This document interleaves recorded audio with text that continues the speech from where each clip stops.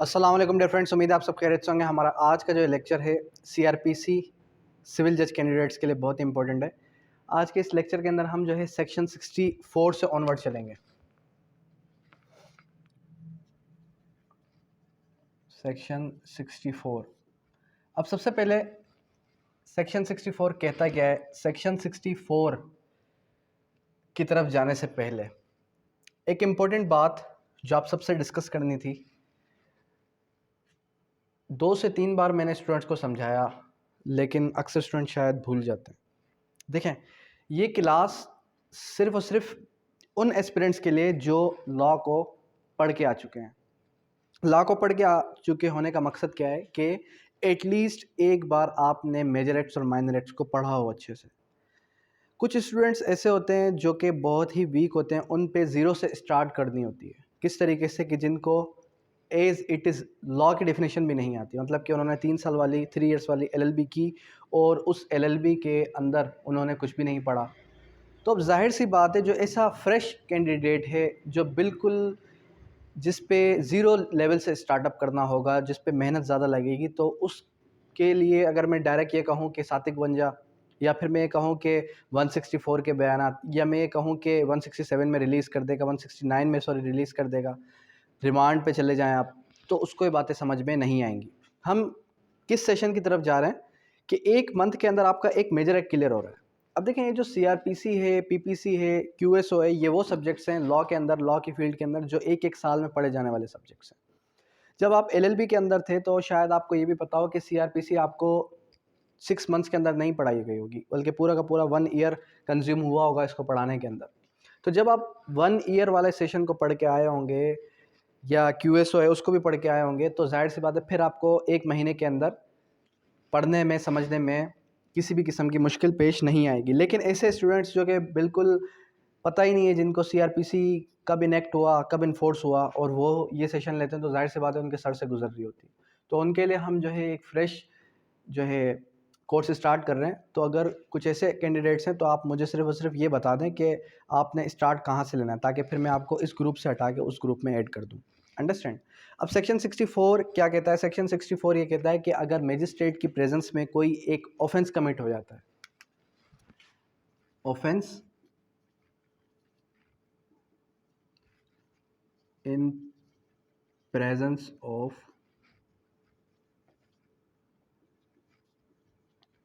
Magistrate, section 64 ने simple इतनी बात की, when any offence is committed in the presence of a magistrate with in the local limits of his jurisdiction, कि magistrate की jurisdiction के अंदर ही, हुदूद के अंदर ही कोई ऑफेंस उससे कमिट हो गया। किससे कमिट हो गया? किसी भी शख्स से। और मजिस्ट्रेट के नॉलेज में ये बात आती है, या फिर वो खुद से ये देखता है कि उसकी प्रेजेंस में कोई जुर्म कमिट हुआ है, तो क्या कर सकता है वो?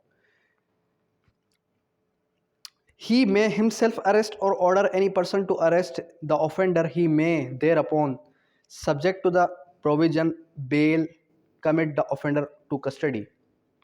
अब यहाँ पर ये कहना क्या चाह रहा है? यहाँ पर ये कहना चाह रहा है कि सबसे पहले तो ये पावर कौन सी है? मे के साथ है, डिस्क्रिशनरी इन नेचर है। पहली बात, मजिस्ट्रेट चाहे तो उस शख्स को क्या कर सकता है? हिमसेल्फ का वर्ड यूज हुआ, खुद से भी अरेस्ट कर सकता है, या फिर क्या करे, किसी को डायरेक्शन दे कि आप इस शख्स को अरेस्ट करें। मतलब खुद से भी कर सकता है, आइदर किसी को कह भी सकता है कि आप क्या करें, आप इस शख्स को अरेस्ट कर दें। ठीक है, तो ये तो सिंपल, वेरी सिंपल सेक्शन था। उसके बाद क्या कहता है? Arrest by in the presence of magistrate, section 65, arrest by, arrest by or in presence in magistrate.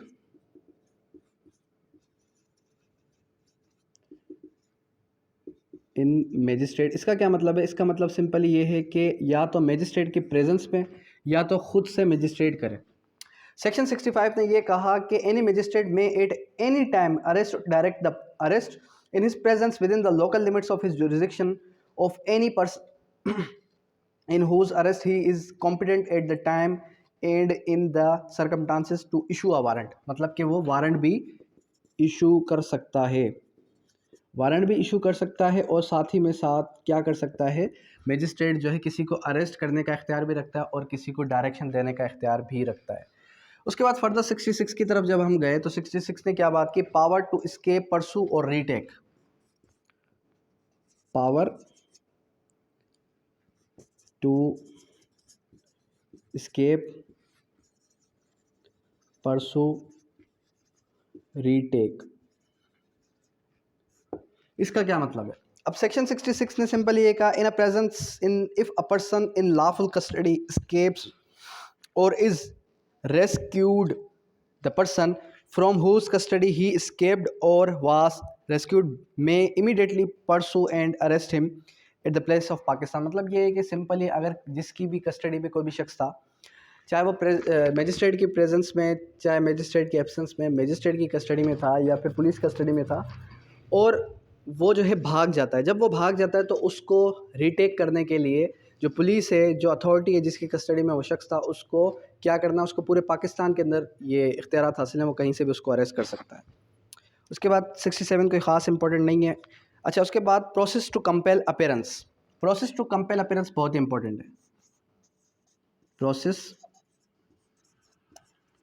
To compel appearance, इसका क्या मतलब है? इन सिंपल मैनर कि आपकी जो अदालत है वो किस तरीके से किसी को बुलाएगी, कंपेल करेगी किसी के अपीयरेंस को।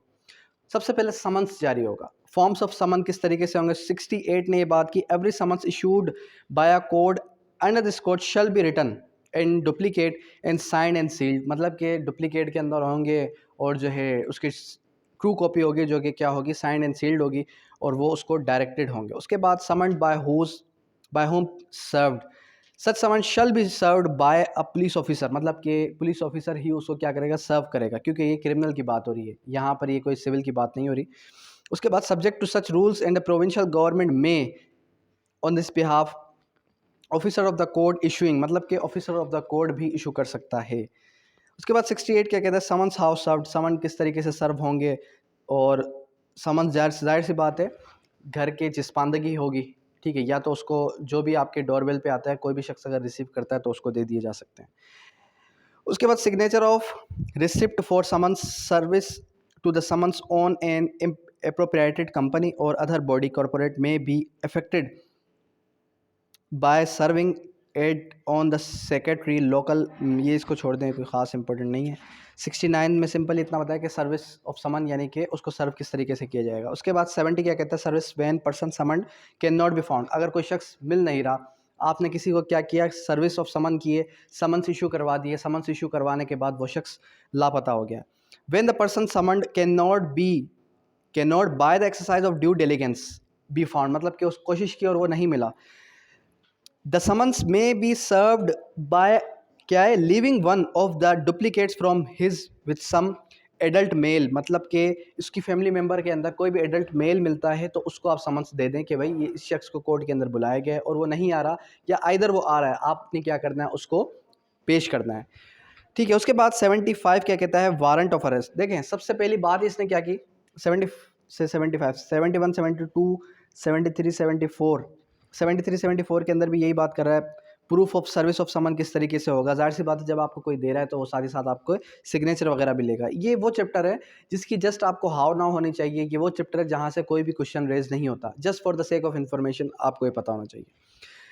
समन्स इशू हुए, बंदा नहीं आया, फिर क्या होगा, वारंट ऑफ अरेस्ट इशू हो जाएंगे। क्या इशू हो जाएंगे, वारंट ऑफ अरेस्ट। 75 ने हमें सिंपली ये कहा कि every warrant of arrest issued by the court under this court shall be in written signed and sealed, मतलब कि साइंड एंड सील्ड होगा और कोर्ट के ज़रिए से इशू किया जाएगा। सबके लास्ट ये कहती है, continuous of the warrant of arrest every such warrant shall remain in force until the cancellation by the court and issued, मतलब कि जब तक एग्जीक्यूट नहीं होती, जब तक उसको अरेस्ट नहीं कर लिया जाता, जब तक उसको एग्जीक्यूट का मतलब अरेस्ट नहीं कर लिया जाता, या फिर जब तक कोर्ट उसको क्या करे, कोर्ट उसको कैंसिल ना कर दे, कोर्ट अगर कैंसिल कर दे तो जाहिर सी बात है फिर उससे हटके और कोई प्रोसेस नहीं है उसको कैंसिल करवाने का, या फिर वो बंदा खुद ही अपनी जो है गिरफ्त दे दे। उसके बाद 76 ने कहा कोर्ट में direct security to be taken, court ये भी डायरेक्ट कर सकती है कि आप सिक्योरिटी जमा करवाएं।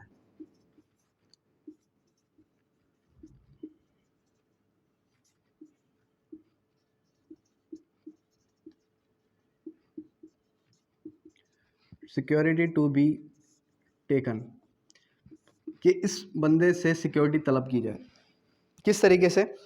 Any court issuing the warrant, कोई भी कोर्ट, यानी कि वो अदालत जो कि क्या कर रही है, वो अदालत जो कि पर्टिकुलरली वारंट इशू कर रही है for the arrest of any person may in its description direct any endorsement on the warrant that if such person executes a bond with sufficient securities for his attendance before the court at the specified time and there until otherwise directed by the court, for the officer to whom the warrant is directed shall take such security and shall release such from the custody। इसके अंदर simple इतनी बात की गई 76 के अंदर कि अगर वो शख्स क्या करे, कस्टडी के अंदर आ गया, अब वो चाहता है कि मुझे जो है बेल ग्रांट हो जाए या मैं अदालत से किसी तरीके से किसी और तरीके से छूट जाऊं। देखें, बेल अगर ग्रांट उसको करवाने तो वो चला जाएगा 497 चैप्टर ही अलग है बेल का, जो कि बहुत इंपॉर्टेंट चैप्टर है प्रैक्टिकल एस्पेक्ट से भी, थ्योरेटिकल एस्पेक्ट से भी। उससे हटके अगर वो चाहता है कि कोर्ट क्या करे, कोर्ट उसको किसी तरीके से छोड़ दे, तो वो क्या करे, श्योरिटी कुछ अमाउंट जमा करवाए कोर्ट के अंदर। जितनी भी कोर्ट चाहे, जितना भी कोर्ट अगर ये कहती है कि particular amount, for example depend करता है नेचर ऑफ द ऑफेंस पे, किस पे डिपेंड करता है, नेचर ऑफ द ऑफेंस पे, पर्टिकुलर उसने ऑफेंस कौन सा कमिट किया। तो फिर क्या करेगी अदालत, उसको कह देगी कि चलें आप एक काम करें कि आप जो है इतनी सिक्योरिटी कोर्ट के अंदर जमा करवाएं और आप फिर जो है पर्टिकुलर डेज पर, यानी कि जो भी आपके कोर्ट के डे होंगे फिक्स्ड होंगे उन पर आइएगा। उसके बाद फर्दर कह रहा है warrant to whom directed, warrant किसको इशू किया जाएगा। The warrant of the arrest shall ordinarily be directed to one of more police officer, but any court issuing such a warrant may in its immediate execution if necessary। अब क्या कह रहा है ये 77 ने सिंपल इतनी बात की कि हमारे पास क्या है, warrant to whom directed, warrant to whom directed. 77 के अंदर सिंपली क्या कह रहा है कि वारंट ऑफ अरेस्ट, मतलब कि जो वारंट ऑफ अरेस्ट है वो एक या दो पुलिस ऑफिसर को ही डायरेक्ट किया जाएगा। पहली बात तो उसने ये की। सेकंड बात वो ये कह रहा है कि अगर कोर्ट ये चाहे कि इमीडिएटली इस बंदे को पकड़ के लेके आए, उसने कोई हीनियस क्राइम किया है, उसने कोई जो है मेजर ऑफेंस किया है, तो इमीडिएटली अगर उसकी एग्जीक्यूशन रिक्वायर्ड है तो no police officer is immediately available direct to such person or persons shall execute the same. मतलब कि अगर पुलिस वाले अवेलेबल नहीं है तो पुलिस वालों से हटके भी जो कोर्ट है वो किसी को डायरेक्ट कर सकते हैं कि आप इनको लेके आएँ। जैसे हमने विलेज हेडमैन का पढ़ा सेक्शन 45 के अंदर, या इससे हटके भी हमने जो है पुलिस के बारे में ये भी पढ़ा कि कोई भी शख्स है तो वो उसको अरेस्ट कर सकता है। ठीक है, उसके बाद क्या है, वारंट में भी डायरेक्टेड टू लैंडलॉर्ड्स। ये लैंडलॉर्ड वाली बात फिर वही आ गई, कौन सी, 45 वाली की तरह ही है। मिसाल के तौर पे आपकी जगह पे आप जो है ऑनर है किसी भी जगह के, ठीक है, आप ही की जगह पे कोई जो है वो टेनेंट है, ठीक है, टेनेंट आपका रह रहा है और टेनेंट ने कोई ऑफेंस किया है, तो आपको भी डायरेक्शन मिल सकती है कि आपके पास एक जो है पीछे से जाने का रास्ता है, तो आप उसको खोल दें या आप उसको पकड़ कर हमारे पास ले आएँ। उसके बाद warrant directed to police officer, a warrant directed to any police officer may also be executed by any other police officer. मतलब किसी को अगर डायरेक्ट टू अगर वो अवेलेबल नहीं है तो उससे हटके कोई और भी उसको अरेस्ट कर सकता है। उसके बाद 81 नोटिफिकेशन ऑफ वारंट किस तरीके से होगा। फिर उसके बाद any arrested to be brought before the court without delay. अब ये विदाउट डिले वाली बात क्या है, ये फिर वही घुमा फिरा के बात कर रहा है कि अगर तो किसी को ये कहा गया कि आप क्या करें, आप जो है कोर्ट के अंदर प्रेजेंट हों और वो शख्स कोर्ट के अंदर प्रेजेंट होना नहीं चाह रहा, या फिर फॉर एग्जांपल पुलिस वाले ये नहीं चाह रहे कि इसको हम कोर्ट के अंदर इमीडिएट प्रेजेंट करवाएं, तो क्या होगा। तो यहाँ पर सिंपली क्लियरली लिखा हुआ है कि कोर्ट ये कहेगी कि आप इसको फ़ौरन ही पेश करें, यानी कि अगर आपके कब्ज़े में आ गया वो शख्स, अगर पुलिस की कस्टडी में है वो शख्स, तो फ़ौरन ही आपने पेश करना ही करना है। फिर उसके बाद क्या है, warrant may be executed, warrant of arrest may be executed by at any place of Pakistan. क्या वर्ड है, at any place of Pakistan, इसका क्या मतलब है? इसका मतलब सिंपल इतना है कि वारंट जो है वो कहीं भी पूरे पाकिस्तान के अंदर के लिए इशू किया जा सकता है। Warrant forwarded to execute outside jurisdiction के लिए भी फॉरवर्ड किया जा सकता है।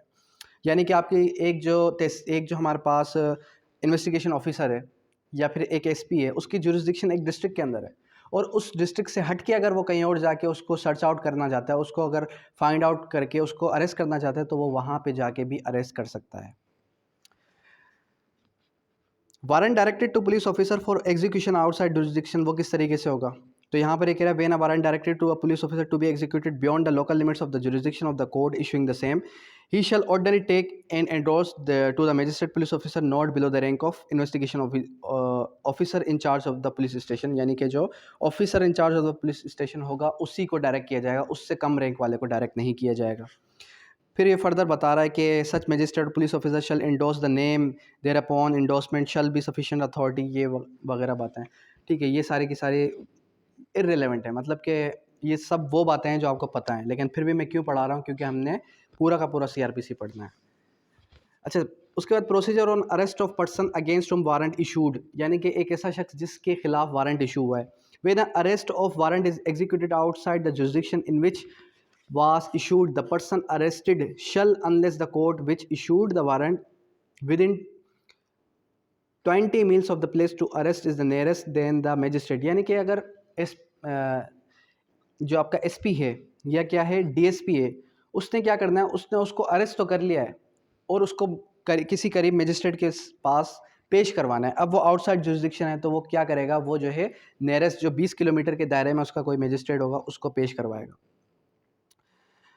उसके बाद procedure bye arrest before home person arrested is brought, procedure क्या अडॉप्ट किया जाएगा अगर किसी के पास मजिस्ट्रेट के पास अगर आप जो है अरेस्टेड पर्सन को लेके आते हैं। Such magistrate of DSP shall if the person arrested appears to be the person intended by the court which issued the warrant direct his removal of custody to such court, यानी वो क्या direct करेगा कि आप जो है removal of custody करें, यानी इसकी कस्टडी रिमूव करवाएं। प्रोवाइडेड इट, लेकिन अगर the offence is bailable such person is ready and willing to give bail, यानी यहाँ पर भी वही बात आ गई कि अगर वो बेलेबल ऑफेंस है तो उसको बेल ग्रांट कर दी जाएगी, अगर वो बेल के लिए अप्लाई करता है, अगर वो विलिंग है कि बेल के लिए मैं अप्लाई कर रहा हूँ।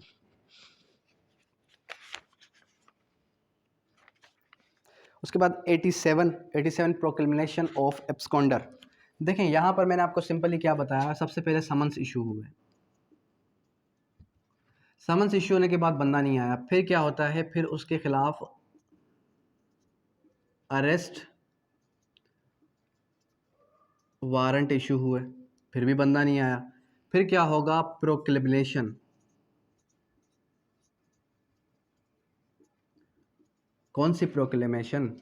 एब्सकॉन्डर।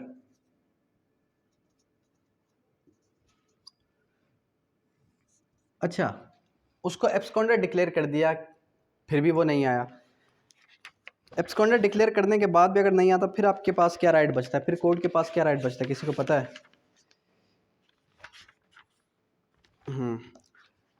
एक मिसाल है, देखें समन्स इशू है, बंदा नहीं आया, अरेस्ट वारंट इशू है, फिर भी बंदा नहीं आया, गुम हो गया है। प्रोक्लेमेशन एज एब्सकॉन्डर, यानी कि उसको जिस्पानदही कर दी पूरे के पूरे चौक वगैरह के अंदर, जितने भी सिटी के अंदर जितने भी उसके आस पड़ोस में चौक हैं उन सब के अंदर पूरे के पूरे सिटी के अंदर फैला दिया कि भाई इसको आपने अरेस्ट करना ही करना, फिर भी वो नहीं आया। फिर क्या होगा, फिर होगा अटैचमेंट ऑफ प्रॉपर्टी। प्रॉपर्टी को अटैच करना है, क्या करना है, प्रॉपर्टी को अटैच करवाना है। उस बंदे की जो भी प्रॉपर्टी को उसको कोर्ट क्या करेगी, उस पर्टिकुलर केस के साथ अटैच कर देगी। If any court is satisfied after taking evidence that any person against whom the warrant has been issued, यानी कि यहाँ पर भी क्या कह रहा है कि पहले वारंट इशू होने चाहिए।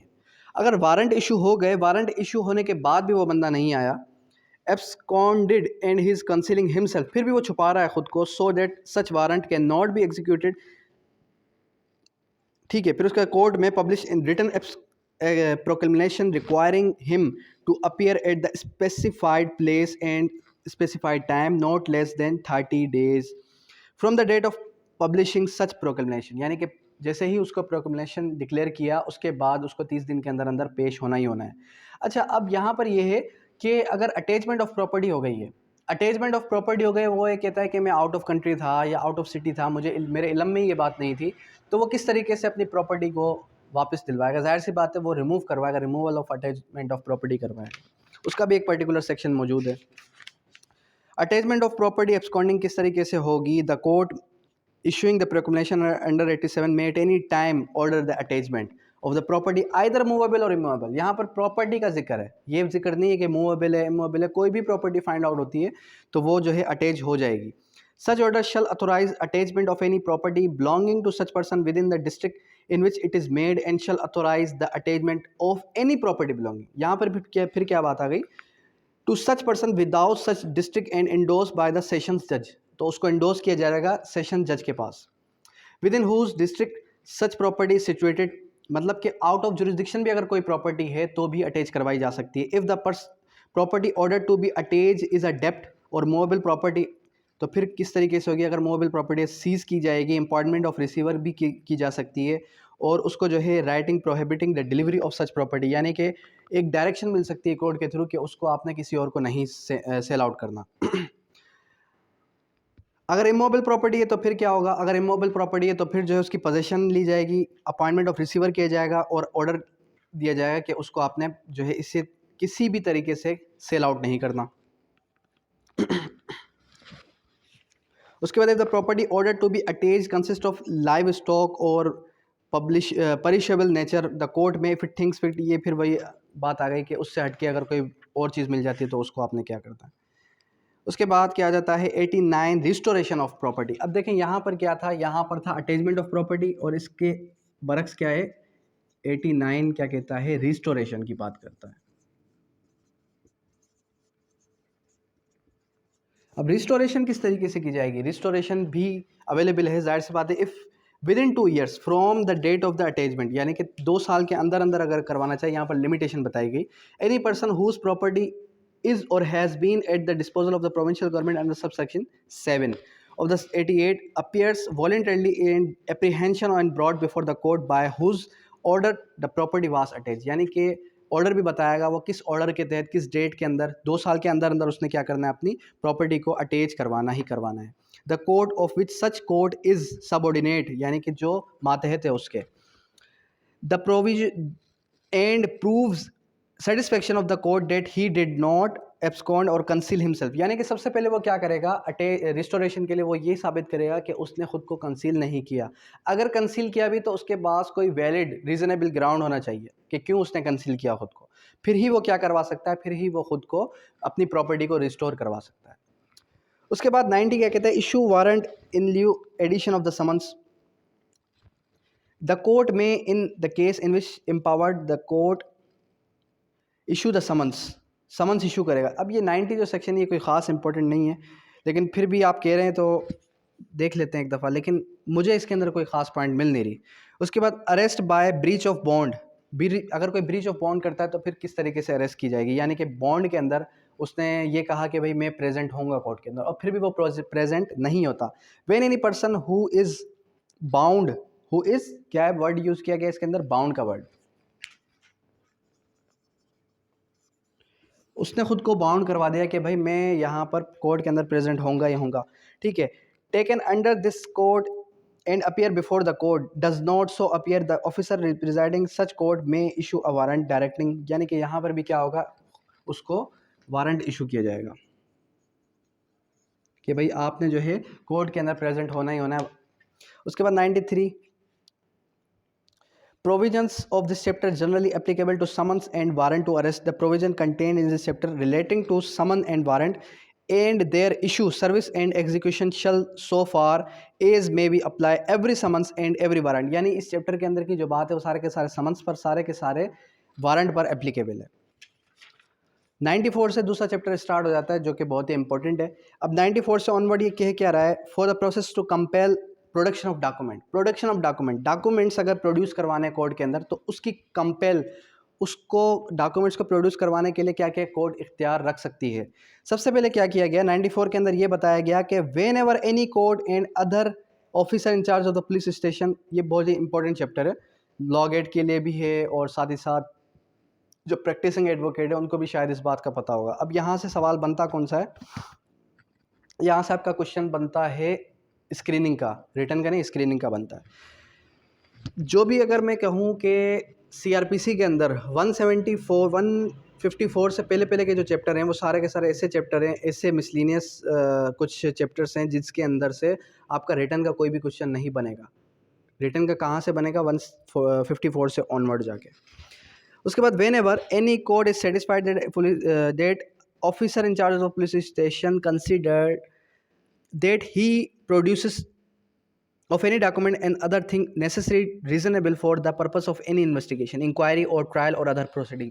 तो सबसे पहले जो प्रोडक्शन ऑफ डॉक्यूमेंट है वो 4 चीज़ों के लिए हो सकती है, इंक्वायरी,